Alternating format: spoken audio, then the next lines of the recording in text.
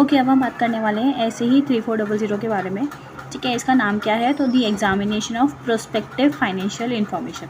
मतलब क्या हुआ कि हम कोई फ्यूचर के फाइनेंशियल इन्फॉर्मेशन का क्या करने वाले हैं? एग्जामिनेशन करने वाले हैं।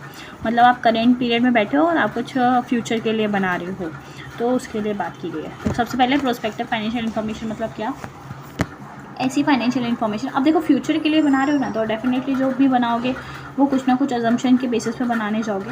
तो क्या बोला हुआ है? ऐसी फाइनेंशियल इन्फॉर्मेशन जो अजम्पशन के बेसिस पे बनी हुई है, जो फ्यूचर में हो सकते हैं और जो मैनेजमेंट एक्शन लेगा पॉसिबल शायद फ्यूचर में, उनके बेसिस पे। ठीक है, तो it is a subjective concept और जो जजमेंट के बेसिस पे बना है। अब जजमेंट है तो जजमेंट दो फॉर्म में हो सकता है, एक हो सकता है फॉरकास्ट के फॉर्म में और एक हो सकता है प्रोजेक्शंस के फॉर्म में। फोरकास्ट मतलब क्या? फोरकास्ट मतलब आपने अजम्पशन लिया कि ये चीज़ होगी, ठीक है, पर जो आपका बेस्ट एस्टिमेट था, क्योंकि आपने लेट्स से देखा, पास डेटा देखा, जो भी देखा, मतलब आपको लगता है कि हाँ ये तो होगा, तो दैट इज़ फॉरकास्ट। ठीक है, एंड सेकंड क्या बोल रहे हैं? सेकंड बोल रहे हैं प्रोजेक्शन। प्रोजेक्शन मतलब क्या? प्रोजेक्शन में ना आप कुछ ना कुछ हाइपोथेटिकल सिचुएशन लेते हो या कोई ना कोई हाइपोथेटिकल अजम्पशन लेते हो, ज़रूरी नहीं है कि वो चीज़ हुई हो। ठीक है, तो उसको अपने बोलते हैं, उसको बोलने जाते हैं प्रोजेक्शन। ठीक है, जैसे आप बोल रहे हो डायरेक्ट 100 करोड़ से 1000 करोड़ हो गया, हो सकता है क्या? हाँ हो सकता है, बट वहाँ पे फिर कुछ ना कुछ हमारा आप सिचुएशन लोगे कि भाई कोई इन्वेस्टमेंट आएगी, कुछ होगी, तो that is totally a hypothetical assumption. ठीक है, उसको अपने बोलेंगे ये क्या है? Prospective financial information. डन। तो ये एसई का स्कोप क्या है? तो इसका स्कोप है कि भाई एक गाइडेंस प्रोवाइड करना कि आप कैसे एग्जामिन करने जाओगे, कैसे रिपोर्ट करने जाओगे। ठीक है, देखो ये ना तभी अप्लाई होगा जब जेन्युइनली कुछ ज़रूरत है, कुछ बनाया जा रहा है, जैसे बैंक लोन के लिए चाहिए, इन्वेस्टर्स के लिए चाहिए, इसके लिए। ठीक है, एक जनरल और नैरेटिव टर्म में बात हो रही है मैनेजमेंट की, तो आप उसमें जाके as a prospective financial information बनाने नहीं जाओगे।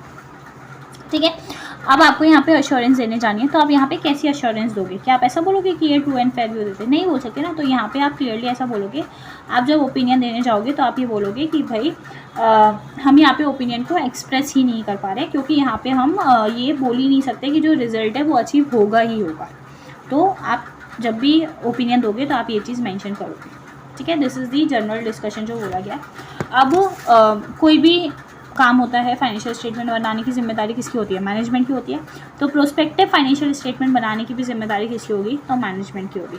तो पहली चीज़ है कि भाई उन्हीं को आइडेंटिफाई करना है, उन्हीं को डिस्क्लोजर्स देने हैं। ठीक है, उन्हीं को बेसिस रखना है, क्या बेसिस रखना चाहते हैं वो लोग अपने फॉरकास्ट का, और वही लोग क्या करेंगे? अजम्पशंस लेने जाएंगे। तो ये सारा काम किसको करना है? ये सारा काम मैनेजमेंट को करने जाना है। ठीक है, तो ये मैनेजमेंट की रिस्पॉन्सिबिलिटी है। अब आप गए, आपको बोला गया कि चलो ये एक काम करो, ये ऐसा इंगेजमेंट है, इसको एक्सेप्ट करना है। तो जब आप ऐसा इंगेजमेंट को एक्सेप्ट करने जाओगे, ये वाला काम लेने जाओगे, तो आप क्या क्या चीज़ों को ध्यान रखोगे? तो दे आर 4 पॉइंट्स या 5 पॉइंट्स जो आपको ध्यान रखने हैं। तो पहला पॉइंट क्या है कि सबसे पहले तो किस यूज़र के लिए आप ये बना रहे हो? जैसे अभी मैंने एग्जाम्पल लिया था, बैंक लोन हो गया, इन्वेस्टर्स हो गया, तो पहला कौन यूज़र है, दूसरा किस पीरियड के लिए कवर है। अब आप जैसे आपको बोला गया कि भाई ये इंगेजमेंट करना है, तो आपको ऐसा बोलिए 100 साल बाद का फोरकास्ट करना है, तो इज़ इट पॉसिबल? तो आप ये चीज़ों को क्या करोगे? कंसिडर करोगे। तो सेकंड पॉइंट क्या हो गया कि क्या पीरियड कवर है।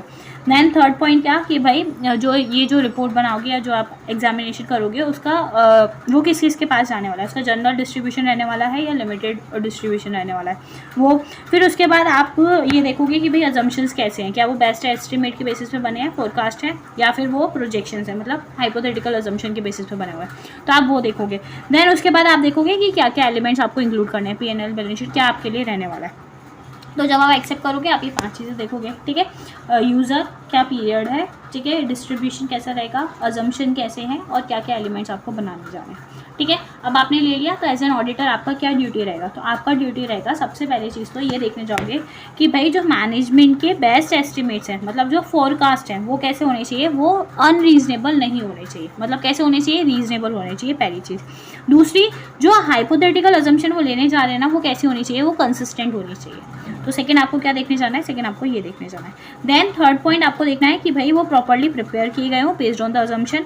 इसके बाद प्रॉपर्ली प्रेजेंट किए गए हो और डिस्क्लोज किए गए हो सारी की सारी मटेरियल इन्फॉर्मेशन को। इसके बाद वो कंसिस्टेंट होनी चाहिए with its historical financial statement as well. तो आपकी ड्यूटी क्या है? ये 5 चीज़ें चेक करना कि भाई सबसे पहले मैनेजमेंट का एस्टिमेट देखने जाना, it should not be unreasonable. Assumption देखने जाना कि वो कंसिस्टेंट होना चाहिए, जो उसको बनाना है वो अजम्पशन के बेसिस पे बनाना है। प्रेजेंट एंड डिस्क्लोज प्रॉपर्ली करने जाना है, एज वेल एज वो कंसिस्टेंट होना चाहिए with its historical financial statement. तो सेकंड ऑडिटर की ड्यूटी क्या थी? तो ये थी। ठीक है।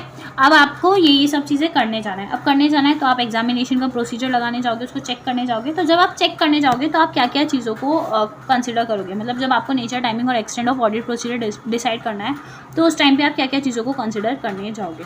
तो उस टाइम पे सबसे पहले आप ये देखोगे कि भाई क्या हमने इनके साथ कोई पहला इंगेजमेंट किया हुआ है क्या, जैसे स्टेट ऑडिट, टैक्स ऑडिट, कुछ भी, तो उसका नॉलेज लोगे, क्लाइंट का नॉलेज लोगे इन सिंपल।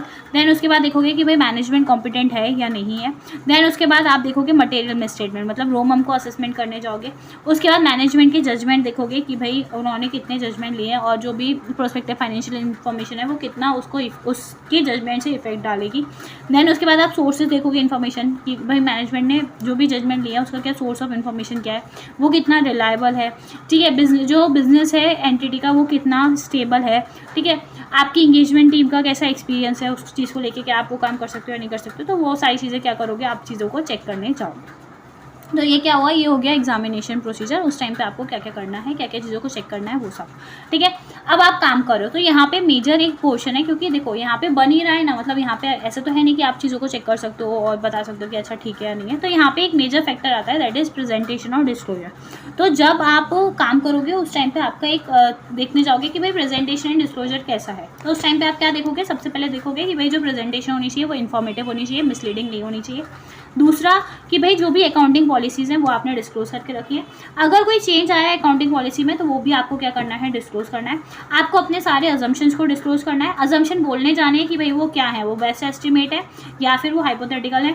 फिर इसके बाद आपको डेट बताने जाना है, किस डेट पे आपने क्या करा है, ये बनाए हैं prospective financial information, as well as management ने अजम्पशंस लिए हैं वो अप्रोप्रिएट है या नहीं है। और आप रेंज, जो आपने पॉइंट ऑफ रेंज लिया है कि भाई लेट्स से मेरा सेल आएगा, वो आएगा 180 करोड़ से लेकर 200 करोड़, तो वो जो पॉइंट इन रेंज है वो अनबाइज्ड मैनर में सेलेक्ट किया होना चाहिए, मतलब बाइज्ड मैनर नहीं होना चाहिए इन सब का।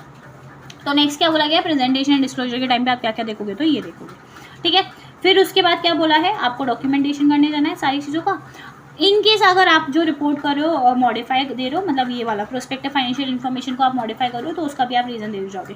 कब मॉडिफाई कर सकते हो, मे बी शायद आपका डेटा जो हो वो हिस्टोरिकल के साथ कंसिस्टेंट ना हो, आप अकाउंटिंग पॉलिसीज अजम्पशन को प्रॉपर्ली डिस्क्लोज नहीं कर रहे हो, पीरियड जो ले रहे हो वो रेलिवेंट नहीं है, ऐसा सब कुछ रीज़न हो सकता है। ठीक है, इसके बाद आपको क्या करना है, आपको रिपोर्ट देनी है। रिपोर्ट में आप क्या क्या बोलोगे, टाइटल, एड्रेस, फिर क्या क्या प्रोस्पेक्टिव फाइनेंशियल इन्फॉर्मेशन में है ये बताने जाओगे। आप इस रेफरेंस दोगे ये पर्टिकुलर स्टैंडर्ड का। फिर आप बोलोगे कि भाई मैनेजमेंट रिस्पॉन्सिबल है इसको बनाने के लिए, ये बोलोगे कि भाई अगर कहीं पे इसका रिस्ट्रिक्शन होगा ऑन डिस्ट्रीब्यूशन तो वो मेंशन करने जाओगे। आप बोलोगे कि हमने इसको टेस्ट बेसिस पे बनाया है। ठीक है, नेगेटिव अश्योरेंस होगी। नेगेटिव अश्योरेंस मतलब क्या, कि हम इस पर अश्योरेंस दे ही नहीं सकते क्योंकि ये जो बनाए गए हैं उसके लिए हमें चेक करने के लिए हमारे पास कोई एविडेंस ही नहीं है, तो ये बोलने जाओगे। फिर उसके बाद बोलोगे कि अपना ओपिनियन दोगे कि भाई ये अजम्पशंस जो है वो प्रॉपर्ली प्रेजेंट किए गए हैं या नहीं करे गए। ठीक है, एज वेल एज आप वहाँ पे अप्रोप्रिएट कैविएट्स बताओगे। कैविएट्स मतलब वार्निंग दोगे कि भाई जो ये बनाया गया ना उसमें आप एक रिपोर्ट डालोगे, आप उसमें एक नोट डालोगे कि ये जो रिपोर्ट है ना वो डिपेंड करती है कि भाई रिजल्ट शायद अचीव होगा या नहीं होगा। उस टाइम पे आपको उस चीज़ के वार्निंग डालने जाना है, तो उसको ही बोला गया है कि आप वो मेंशन करोगे, डेट, प्लेस एंड सिग्नेचर। ठीक है, एज वेल एज हमने प्रोफेशनल एथिक्स में ना एक शेड्यूल एक क्लॉज पढ़ा था। वो क्लॉज क्या बोल रहा था, दैट इज अपना क्लॉज नंबर 3 और शेड्यूल नंबर 2 का। ठीक है, पार्ट नंबर 1 में जो दिया हुआ है ना वो, उसमें क्या बोला हुआ था कि भाई जो सीए इन प्रैक्टिस है ना वो deem to be guilty of professional misconduct मान लिया जाएगा अगर वो परमिट करता है अपना नाम या फिर नेम ऑफ द फर्म जो वो यूज़ कर रहा है for the estimates of earning या कंटिजेंट अपॉन फ्यूचर ट्रांजेक्शन। ठीक है, या वो या फिर जो काम कर रहा है उससे ऐसा लग रहा है कि वो वाउच करना चाहता है for the accuracy of forecast. ठीक है, तो ये इसके हिसाब से तो हम क्या हो रहा है, इसके हिसाब से तो हम deem to be guilty of misconduct मान लिया जा रहा है। पर क्या बोला गया है कि भाई जो सीए इन प्रैक्टिस है ना वो बनवाने में हेल्प कर सकता है, वो रिव्यू कर सकता है, बट उसको ना अपने रिपोर्ट में क्लियरली इंडिकेट करना पड़ेगा कि भाई सोर्स ऑफ इन्फॉर्मेशन क्या है, बेसिस ऑफ फॉरकास्ट क्या है और अजम्पशन क्या है। और जब वो ये चीज़ें बोलने जाए तो उसके रिपोर्ट में क्लियरली ये दिखना चाहिए कि भाई वो वाउच नहीं कर रहा है एक्यूरेसी के लिए, कि भाई मैं ये नहीं बोल रहा हूँ कि जो इन्फॉर्मेशन है वो सही है। तो ये चीज़ अगर वो मेंशन करेगा रिपोर्ट के अंदर then only he can do so or he will not be deemed to be a guilty of professional misconduct। तो यहाँ पे जो पॉइंट है वो इम्पॉर्टेंट पॉइंट है, he should not vouch for the accuracy of the forecast। ठीक है, तो ये हमारा था पूरा ऐसे ही कौन सा SEC का नंबर था 3400 डन।